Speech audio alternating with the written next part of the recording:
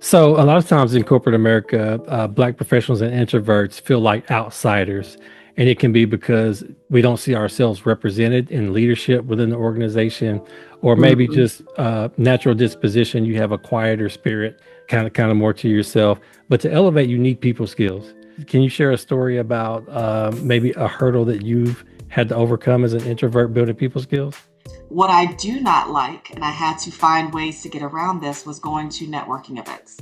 But the room is already packed full of people who seem like that they all know each other. Everybody's kind of paired off into their little groupings, and now you're feeling like you're the outsider because you're walking in. And then I would eventually go to the food area, grab small bites and a drink, and then kind of mosey my way to a corner by myself where I'm just looking at the room to try to assess, do I want to be here? Is it okay if I just leave? Will they even notice if I leave? But in those situations, I've decided to find ways that I can work my way around it. So what I do now, if I'm going to a event like this, first things first. That kind of shifts the mindset. I think a lot of Mhm. times, like when we're going in, what makes it uncomfortable is so a lot of times in corporate America, Black professionals and introverts feel like outsiders. And it can be because we don't see ourselves represented in leadership within the organization, or maybe Mhm. just natural disposition. You have a quieter spirit, right? Kind of more to yourself. But to elevate, you need people skills.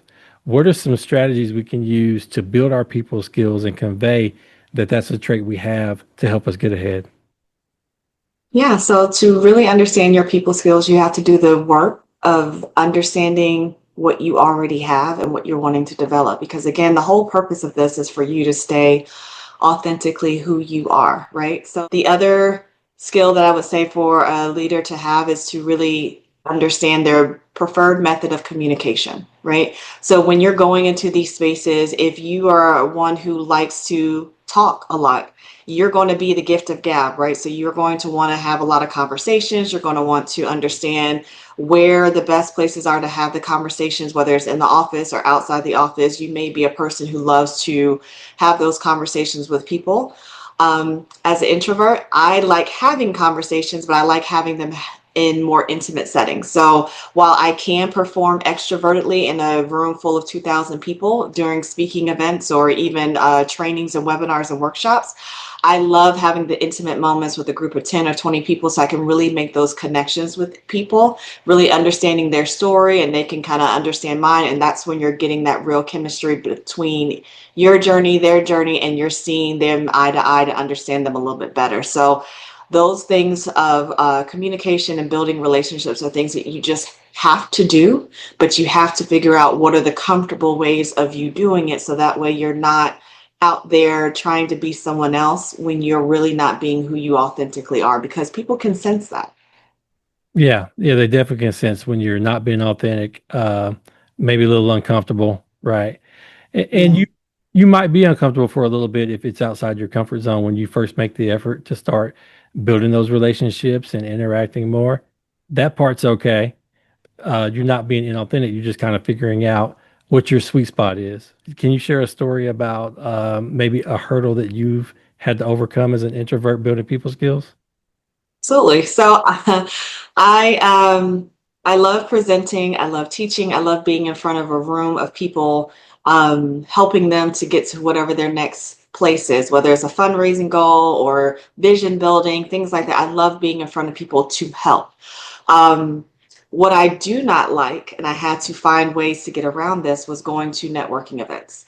The standard networking event where you're going to this big room of people, you walk in, because you're of course not going to be on time, you want to be a few minutes late, but the room is already packed full of people who seem like that they all know each other. Everybody's kind of paired off into their little groupings or cohorts of people, and now you're feeling like you're the outsider because you're walking in, but you're like, okay, I'm supposed to be at this event to network.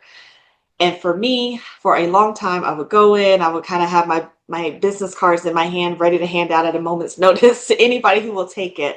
And then I would eventually go to the food area, grab small bites and a drink, and then kind of mosey my way to a corner by myself where I'm just looking at the room to try to assess, do I want to be here? Is it okay if I just leave? Will they even notice if I leave? So networking events were very hard for me at the start. Even now, I don't really like the typical standard networking event of when you're just going in a room full of people and just hoping for the best. But in those situations, I've decided to find ways that I can work my way around it. So what I do now, if I'm going to a event like this, first things first, I try to see before I go if anybody in my circle is going, right?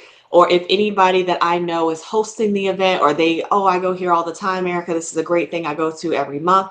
If I already know somebody in that room, that takes 100 points off the table of me being ready to leave, right? Because at least I have one person who I feel like is going to be my advocate to at least make me feel comfortable. Now, I'm not expecting that person to go in and make all the introductions for me, but at least I know I have someone in this room that knows who I am and who might be looking for me. So when I have someone in the room, I make sure to go in, find that person, say hello. And of course, they're always talking to somebody else. So then they'll start introducing me. Hey, this is my friend Aarica. She does this. She's a great contact. Or they may say, I have a couple of people I want you to meet.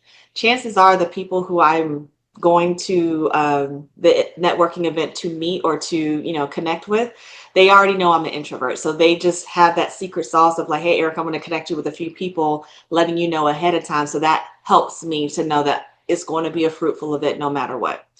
Now, if you don't have the luxury of knowing somebody before going into that event, what I would tell you to do is to come up with a couple of goals for the event. So if you say, okay, I'm going to have my business cards in hand, but I'm not just going to give it to everybody. I want to make sure I have the conversations with people and force myself to actually engage. So what I want to do is I want to make sure that I'm going to go in and make 5 new contacts, 3 to 5 new contacts, depending on the space of the room, and understand not every contact is going to be for a new business partner or a new customer. Sometimes that business contact might just be a business contact. Maybe it's just someone who you just like to know and you gel really well with, and you want to be able to call that person in the future because you may have an opportunity for them. So just because you're making contacts with people doesn't mean that the event wasn't successful because you did not come out with 5 new clients or 8 new customers who want to buy something from you. The fact that you are connecting and strengthening your network, that's the win. So what I do now, if I don't know anybody in the room, I'll go in and say, okay, I want to have 5 new connections before I leave the room.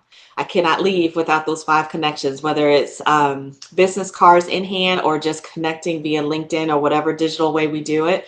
I make sure that I then go and walk up to people that either look like me, make me feel a little comfortable, or I see other people who are kind of against the wall like I would be, because I know that feeling of being a wallflower. So I want to also see if I can make them feel comfortable and say, hey, how are you? I'm Aarica. I'm new here. Have you been here before? Start out with those intro questions. It doesn't have to be hard. You don't need to talk about the weather or this other stuff that people say, hey, just start talking politics. Please don't do that. Just focus on what is in the room. Focus on the person you're talking to. Oh, that's an amazing outfit. I love the way you paired your shoes with that. That looks great. Or, hey, have you been to this event before? Can you tell me a little bit about it? Oh, by the way, I'm Aarica. This is what I do. Would love to get to know you better. And then just start the conversation.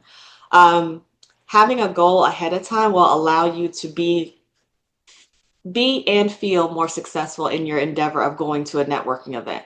It also gets you into that practice of promoting yourself and speaking about yourself. Sometimes us introverts don't really want to boast or shine in the light. We like to have other people shine where we're kind of in the background a little bit more, but it gives you that muscle that you have to keep working on of talking about yourself, talking about your accomplishments, but also talking about how you can help others. Sometimes reframing it so it's not boasting about your accomplishment. It's really about talking to people about how you help others. That is sometimes a barrier that we have as introverts because you don't want to seem like you're too cocky. But if you reframe the conversation to really focus on how you help people or what your passions are, instead of saying, well, I got this award, I did this, and I was in this podcast, and I did all these news interviews, and that's not really what people want to hear. They want to know how they can help you or how you can help them or how you all can partner to help a greater effort. Very good point. I love what you're saying about helping people too, because that kind of shifts the mindset. I think a lot of Mhm. times, like when we're going in, what makes it uncomfortable is the salesiness or the sales feel of it. Like we're there to take something from someone in some way or trick somebody into giving us something we need. When Yeah, really, if you're going with the mindset of how you can serve, it turns into a different conversation because then absolutely. you're not talking about yourself to boast. You're conveying information that might be useful to the person you're talking to in case you can help them, right? Yeah. And I've learned that actual tactic from my work in nonprofit. I used to work in the American Diabetes Association fundraising and working for one of our signature events. And again, as an introvert, I don't like always talking to people, especially if they don't know me. I had to do the hard job of calling people at 7 o'clock, 8 o'clock at night to say, "Hi, my name is Aarica. Have you given to the American Diabetes?" Like, that's very hard for me because I'm calling strangers. But Hmm. when you reframe your mindset to understand that you're not calling people or you're not reaching out to people to ask for money, right? You're calling people to ask them if they want to support the efforts of finding a cure. Hmm. That's different. It reframes how I thought about the question I was asking, how I was engaging people. Because, of course, if I'm asking you for money, I don't like that feeling. I cringe when I think about the thought of it. But if I'm asking you, hey, would you like to participate in an event that can help us find a cure for this, right? Hmm. That's different because one, you may have a passion for the event that we're doing, whether it's a Top Golf event or a bike event or even a 5K walk. But also, you may know someone who's impacted by that ailment or that initiative that I'm talking about, that you may resonate with that. But if I come hard to you to say, I need $500. Would you like to help me raise money for this event? That might be a hard no. But if I reframe the way that I think about it and how I present my ask to people, always think about, okay, if I'm here to help people, if my business is to help people, let's lead off with that versus, hey, do you want to be a customer of mine? It's like, no, do you need help with something? Is there something I can help you with? Yeah. Those are the things that we want to make sure we reframe for other people. Yeah. And learning if there's something you can help them with starts with learning about them. Right. And that takes the pressure off too, just taking an interest in other people. Tell me about yourself. What do you do? Oh, that's interesting. And just kind of digging and learning. Mhm. And in the course of that, you might uncover an opportunity to partner, right? Right. And find those commonalities with people. If someone's wearing the same shoes that you wanted to get, and they're wearing them with the outfit, and you're like, hey, I love those new Nikes that you got on, or you notice that someone is a runner or something like that. Find the commonalities to break the ice. And that way you feel a little more comfortable that you're not talking to a complete stranger. You're now talking to someone who's also who did the 5K event that you were at last week or anything like that. Finding the commonalities helps to break that ice. Yeah. And what I like about the goals that you mentioned, like set some goals in advance. It's important to know where you are, what what space are you in, what level are you in, and what's comfortable for you. And setting goals gives you an opportunity to set them in a way that you're not going to bite off more than you can chew, because Right. it's probably better to toe dip. Like if you're not used to doing it, you don't want to dive in head first and then be like, you know what, I never should have done this. I'm never going back again. Right. Yeah, Rome was not built in a day, so you're not going to be able to change your mindset in a day. It has to be something you gradually work on. So maybe the first event, I say, okay, I'm going to get 3 contacts. And the next event, okay, we're going to bump it up to 4 or 5. But just pace yourself in that way. You're still learning about what you feel comfortable in and push the envelope a little bit. It's okay to kind of be a little challenging to yourself and make it a game for yourself.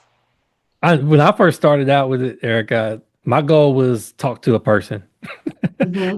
If I can have a conversation with one person, whether they start the conversation with me or whether I get up the nerve to start the conversation, that was enough for me when I first started out. And then Hmm.